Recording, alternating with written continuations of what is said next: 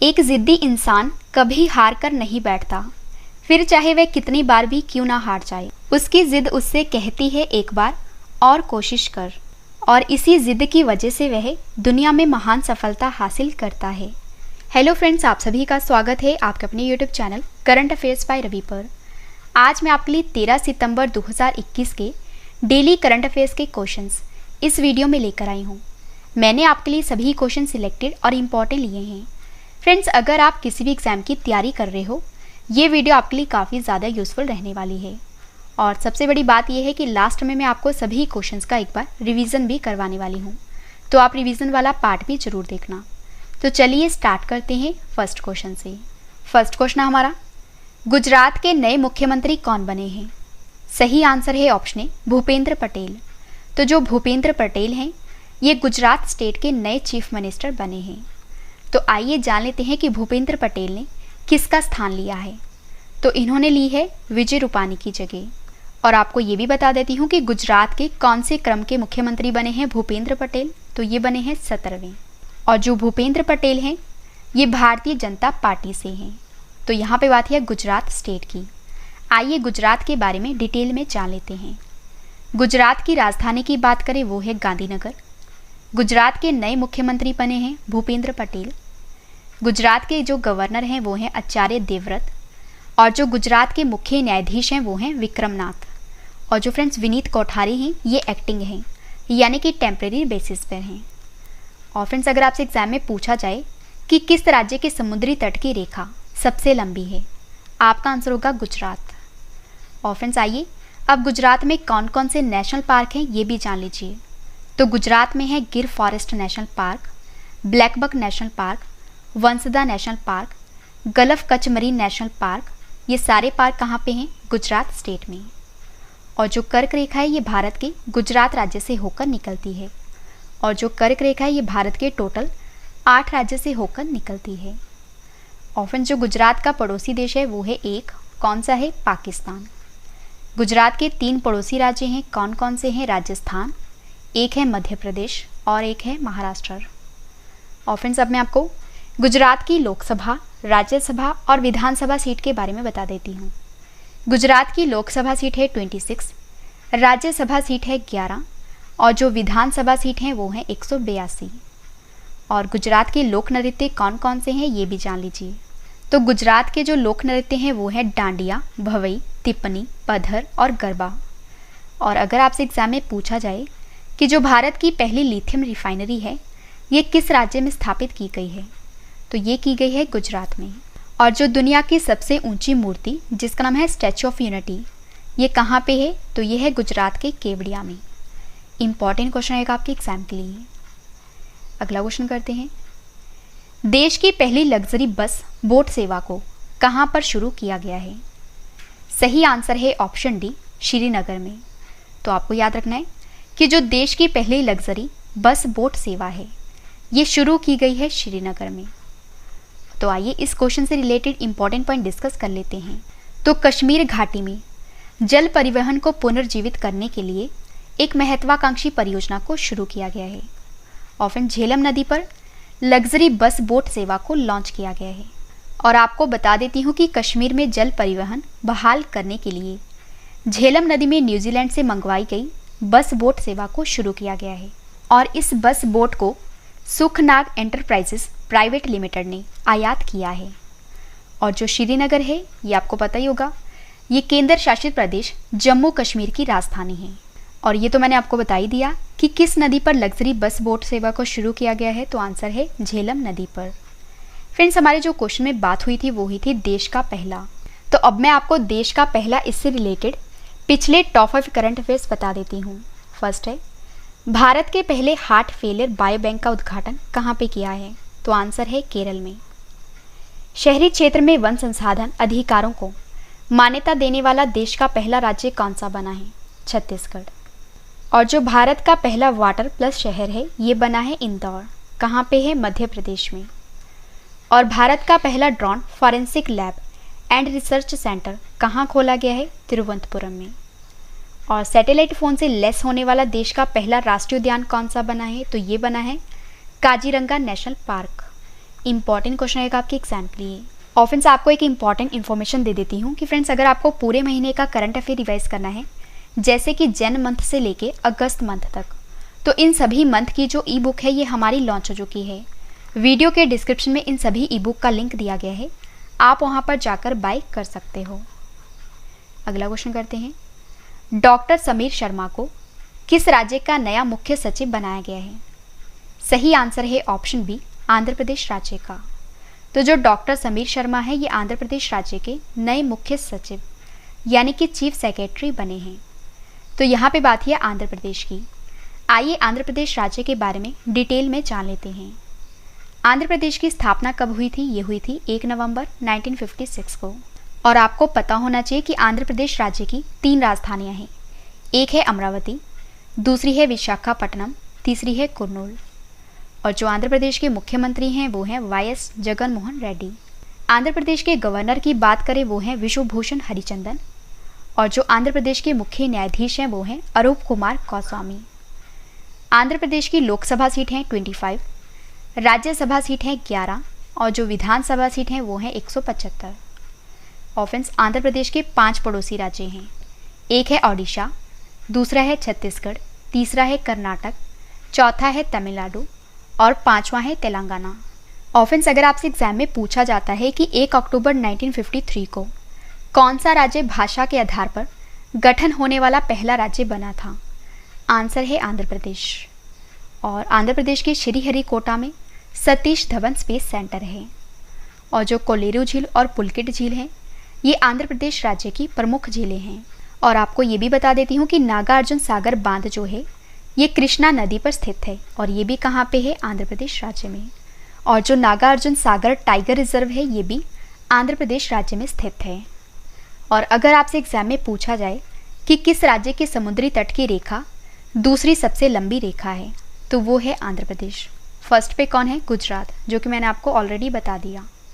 तो आइए अब आंध्र प्रदेश राज्य के प्रमुख मंदिर के नाम जान लेते हैं। आंध्र प्रदेश में है तिरुपति बालाजी मंदिर, वेंकटेश्वर मंदिर। ये दोनों मंदिर कहाँ पे हैं? आंध्र प्रदेश में। और आंध्र प्रदेश के जो लोक नृत्य हैं वो हैं कुचिपुड़ी, घंटा मर्दाला, भामा कल्पम, धीमसा, कोलट्टम, विलासी नाट्यम। ये सभी नृत्य आंध्र प्रदेश के हैं। और जो विशाखापट्टनम अंतर्राष्ट्रीय हवाई अड्डा है ये है आंध्र प्रदेश राज्य में। काफ़ी बार एग्जाम में पूछा जा चुका है। और फ्रेंड्स अगर आपको डेली जीके पढ़नी है, हमारे इस चैनल का नाम है ट्रेंडिंग जीके बाय रवि, तो आप इस चैनल को सब्सक्राइब कर लीजिए।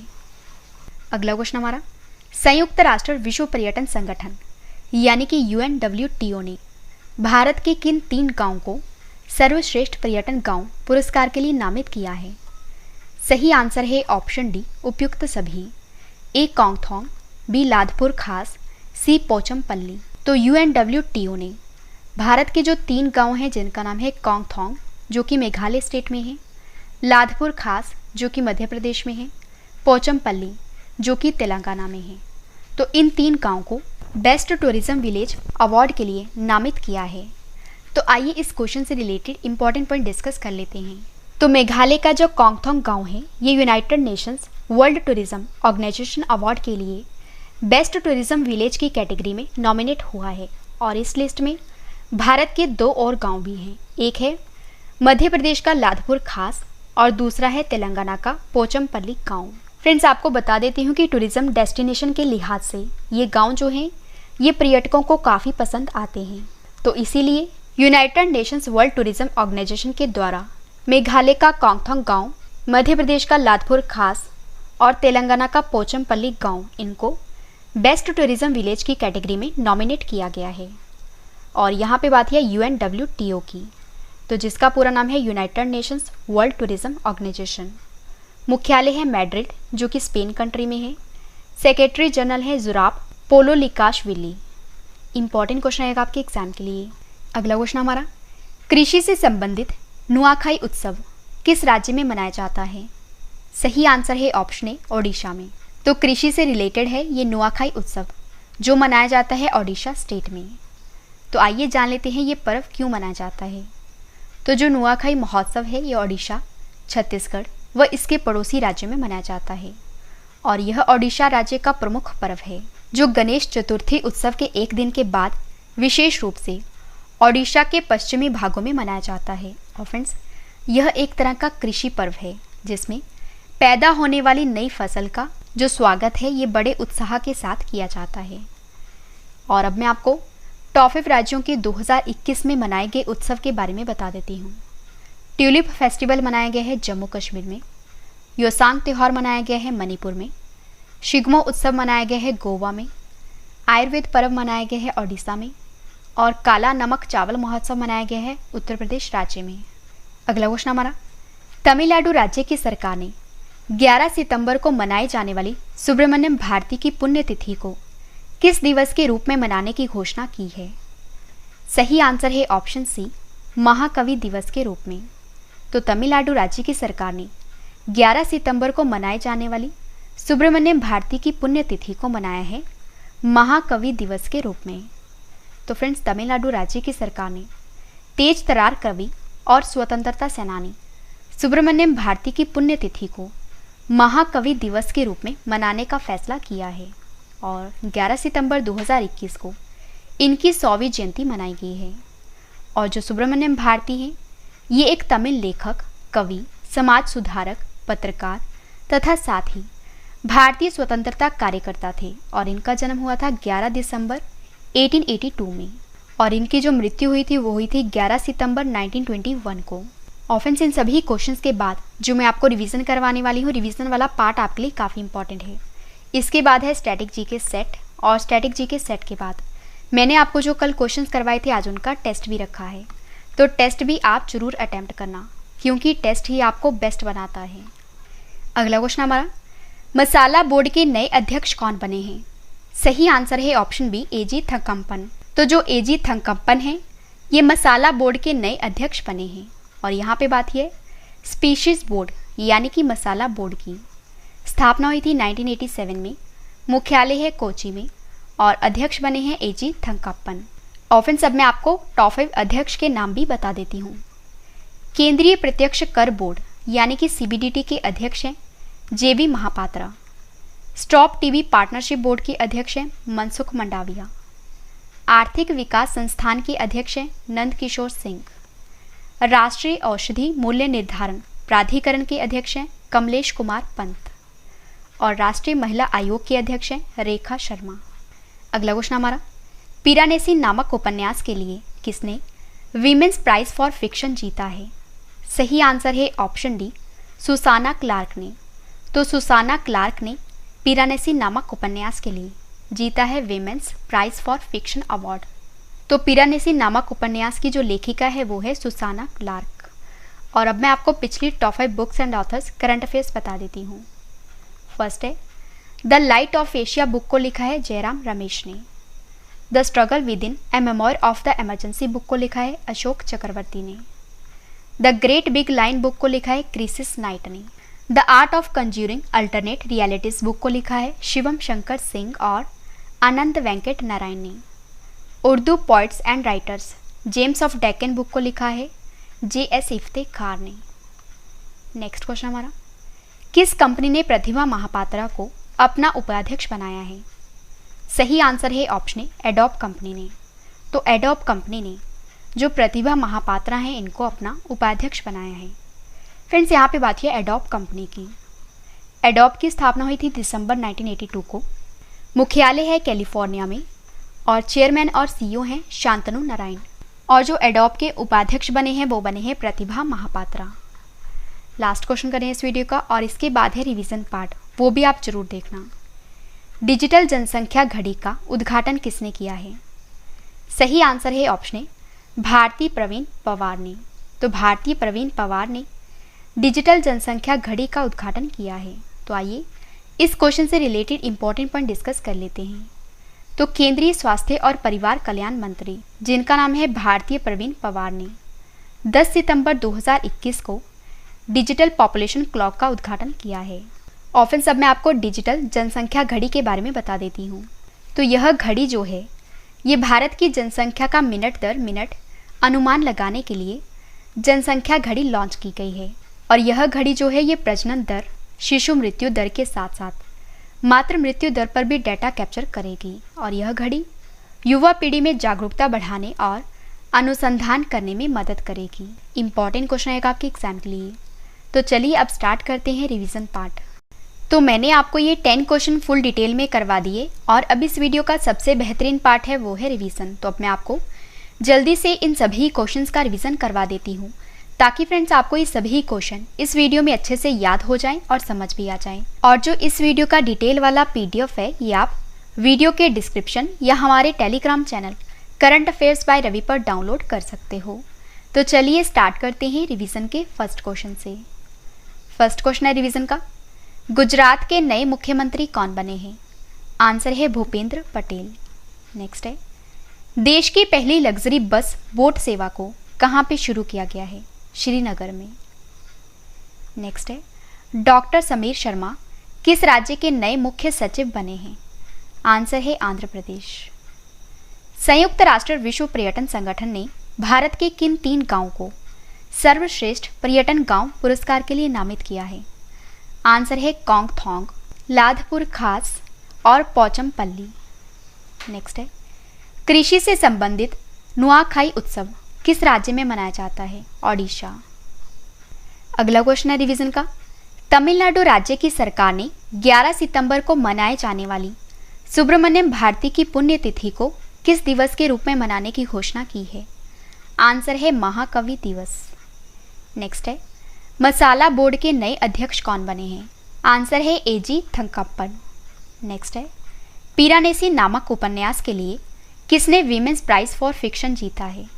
आंसर है सुसाना क्लार्क ने। नेक्स्ट है, किस कंपनी ने प्रतिभा महापात्रा को अपना उपाध्यक्ष बनाया है? आंसर है एडोब। लास्ट क्वेश्चन है रिवीजन का, डिजिटल जनसंख्या घड़ी का उद्घाटन किसने किया है? आंसर है भारती प्रवीण पवार ने। तो मैंने आपको 10 क्वेश्चन डिटेल में करवा दिए और उसके बाद मैंने आपको सभी क्वेश्चंस का रिवीजन भी करवा दिया।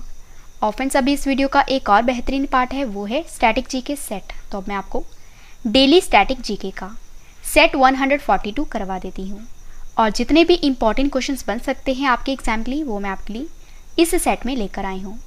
तो चलिए स्टार्ट करते हैं फर्स्ट क्वेश्चन से। फर्स्ट क्वेश्चन हमारा, मनुष्य के शरीर में पसलियों के कितने जोड़े होते हैं? आंसर है 12। काफ़ी बार एग्जाम में पूछा गया है।